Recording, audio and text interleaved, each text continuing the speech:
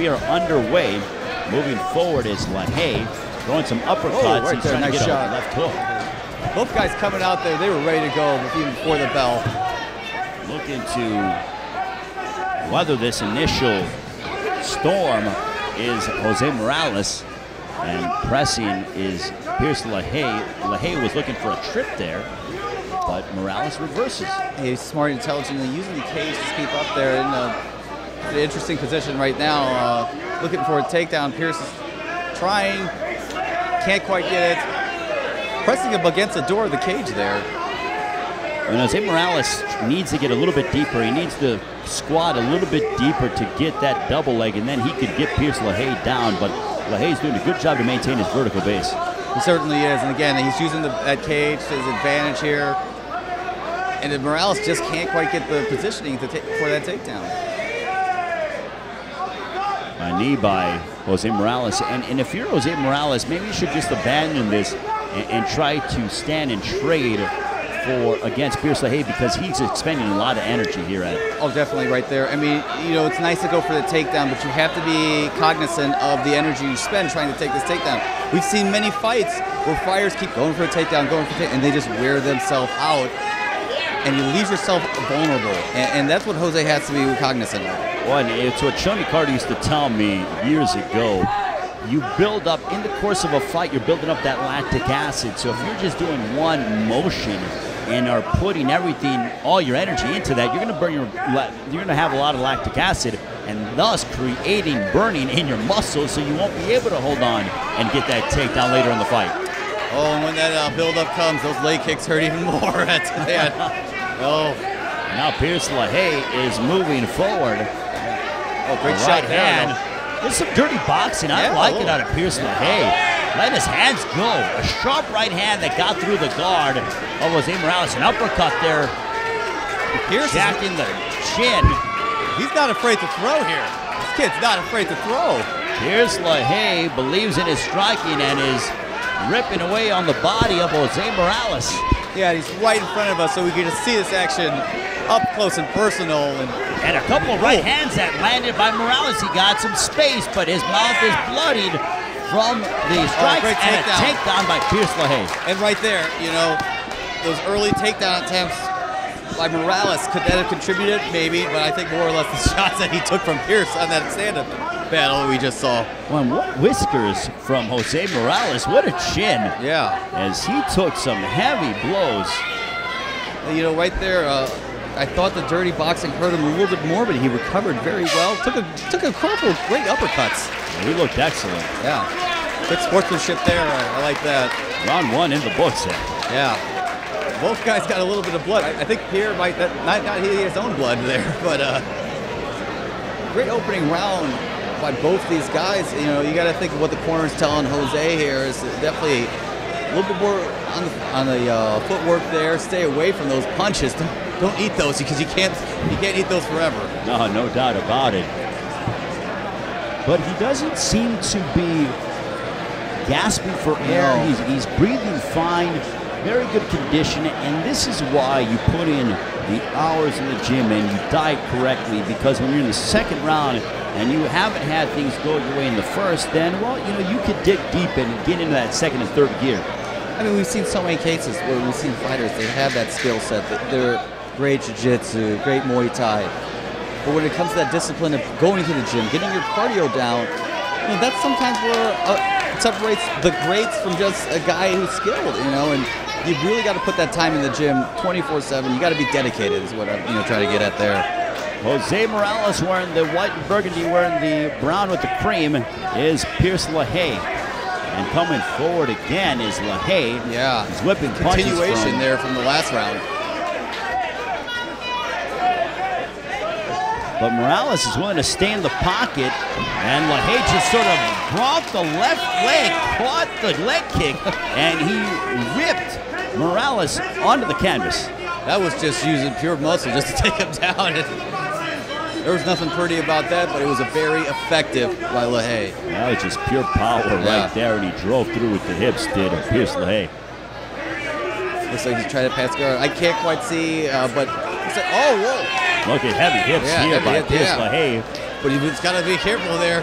No, Wrong position. He could get caught in the knee bar. If you're Haye, and now Haye ends up in the guard of Jose Morales, and Morales, he had looked like he could have gone for a triangle, but Somebody looked like he was going for there, but he just couldn't quite get the grasp of it. But he had it set up pretty well. Now close guard by Jose Morales, and the legs are coming up on above the hips, so he could be maybe looking for a can opener, maybe if not an arm bar, a triangle choke. And this is where it comes down to how well his camp is trained in, in these kind of situations, and what to do, how to stay calm, and, what to look for to get that, find that opening, to get the choke, get the triangle, or who knows, you got to be ready at any moment. And there's that Carlson Gracie training with the black belt and Jeff Neal as he passed. He had half guard. Yeah, again, great job by Jose. He's going for side control now. At least it looks like it is, but once again, right back in the full guard. And credit to Jose Morales for not allowing Pierce LaHaye to get that side control. Yeah, I mean, Pierce was going for it. He was looking for side control, looking to even pass guard, but Jose's doing a great job defending that on the ground. Pierce LaHaye is trying to obtain side mount, but Jose Morales is doing a good job to defend, but Ed, he's giving away another round.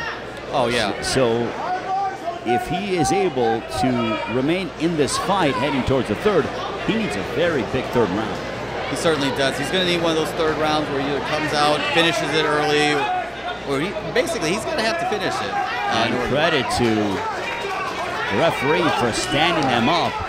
And now Pierce LaHaye goes and throws that sledgehammer right hand. Yeah. But back comes Morales. Whipping hooks by Pierce LaHaye. Morales covering up.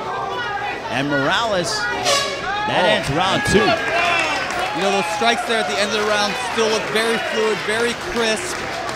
So Pierce obviously had still some left. He wasn't throwing just to throw, but connecting a lot. Jose took a beating there towards the end and at the early stages of this second round.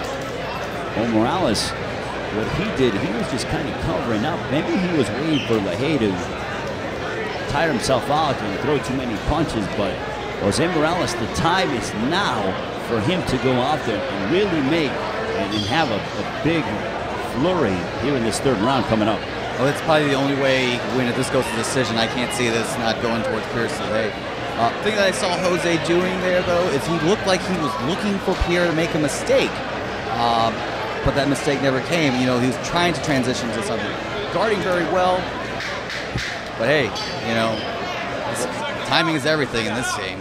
Well, if you're Pierce LaHaye, or if you're Jose Morales, when LaHaye comes forward and starts throwing those wild punches, you almost have to stay in the pocket with the power puncher and then shoot those right hands, those straight shots down the middle, because LaHaye is leaving himself open to be countered. Exactly, and that's something that Jose's corner has to tell him there, about this.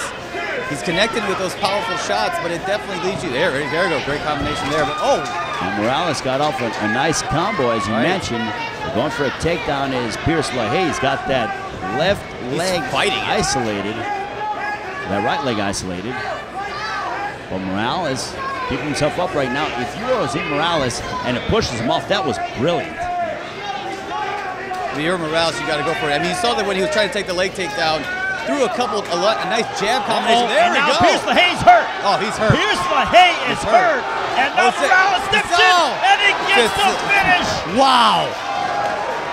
That was exactly what the doctor ordered.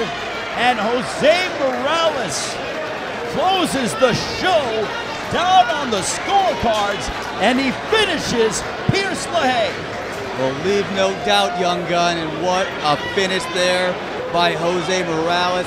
He saw the opening. I think he probably heard what we said, took advantage of the heavy punches by Pierre, and it was lights out from there. Pierce was throwing big looping punches, and Jose Morales was able to time him. He stood in there. It was like you walked through fire. He got burned a little bit, but at the end of the day, he came out of the fire literally with only a few burns. At the end of the day, Jose Morales picks up an impressive victory. Come from behind in grand fashion, Ed. Well, again, going back to what you're saying, when you're throwing those big looping haymaker type punches, it leaves yourself vulnerable. Yeah, if you connect, it's going to be great because the other guy's going to feel it. But if you leave that opening, the other guy hits a combination, and what we just saw here, how that fight was finished by Jose Morales. One hell of a comeback there from the young man. Your winner by referee stoppage due to strikes at 43 seconds in the third round, Jose